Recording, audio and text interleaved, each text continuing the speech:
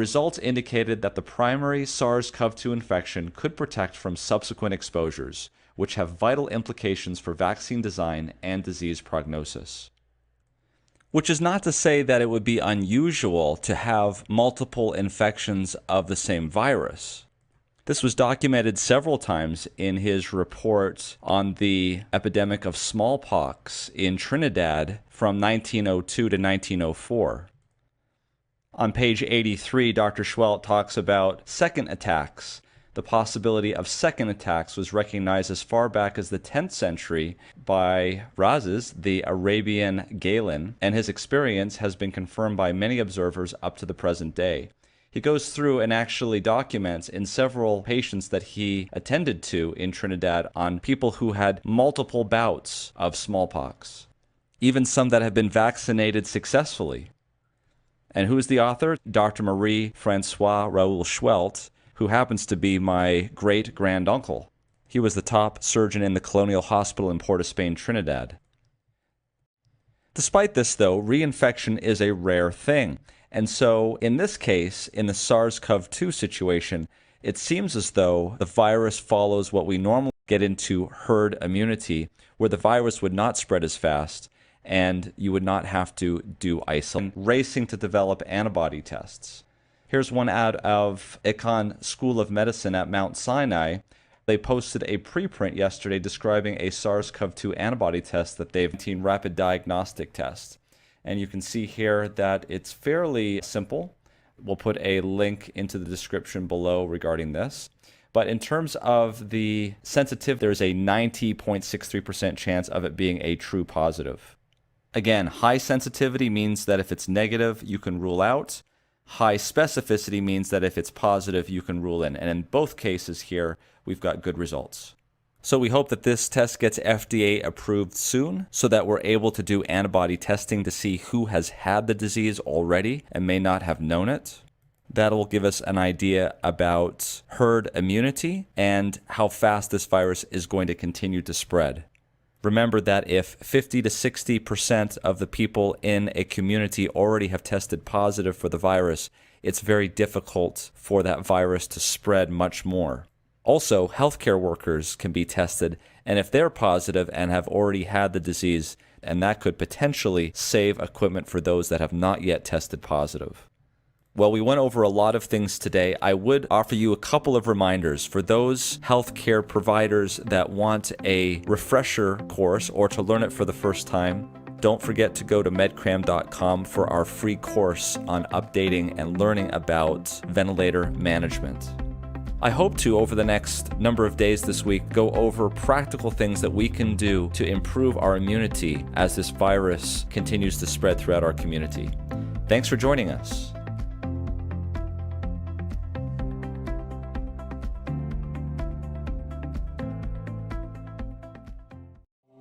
Medcram.com.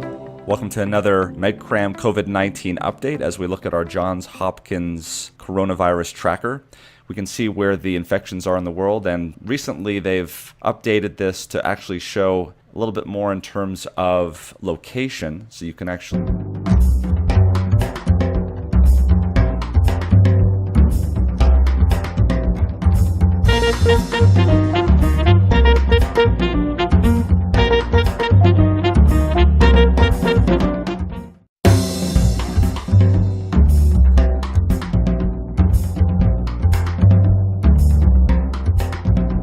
look and zoom in. As you can see that the number of cases are starting to rise quite precipitously. I want to highlight this free app called the COVID-19 Tracker that was developed by a retired OBGYN physician in Florida and his team of developers at a company called HealthLinked. To look for additional trends and clusters of cases, they've created a platform for users to report if they have COVID-19-like symptoms and if they've been tested for it.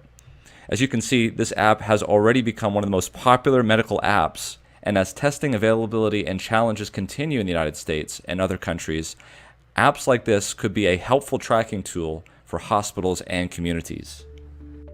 It's finally time to talk about immunity, and this is a complicated topic, so we're going to go through it fairly slowly but at a rapid pace, as you've got a cell, In this case, this cell has the ACE2 enzyme, which is the receptor for the virus.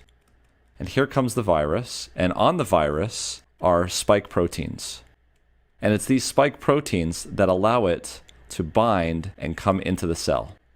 But inside this virin is an RNA molecule, and it's this RNA molecule that gives instructions to the cell to make more viral particles. So what you get as a result of that are more viral particles. And of course, each of those viral particles have their own RNA, which is copied from the original by looking at specifically the RNA. And that's the testing that's been done up to this point. The technique that is used is called reverse transcriptase polymerase chain reaction, or RT-PCR.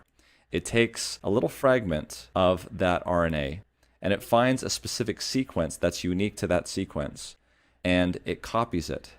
And then it takes that and it copies it. And so it can amplify from RNA a bunch of DNA which looks just like it. And because we have a certain code in that DNA that's unique to that, and therefore is unique to this RNA, we can put onto it a nice thing that lights up that will bind, called a probe. And if we see that this thing lights up, we have a positive test. If, on the other hand, we don't see that, then the reverse transcriptase won't recognize the specific sequence of that RNA, which is specific to this virus and no other. It won't amplify it, and we will get a negative result. This is how we test whether or not somebody is positive for COVID-19 or negative for COVID-19. Unfortunately, based on the statistics that I have seen, notwithstanding some of the reports from South Korea versus their testing, I have seen anywhere from a 60 to 70% sensitivity. And some of you may see different numbers. Sensitivity tells you what percent likely that if somebody is negative, then you can rule it out. So if someone tests negative for coronavirus or negative for COVID-19, then there is in this case, a 30% chance that they could still potentially have the disease. And when you're talking about isolating somebody, what you really want to have for sensitivity is something as close as possible to 99 or 100% sensitivity. So that's been an issue with regard to this type of testing. So obviously, this is the kind of testing that you want to do in the acute situation. If someone is infected with this coronavirus and they have a bunch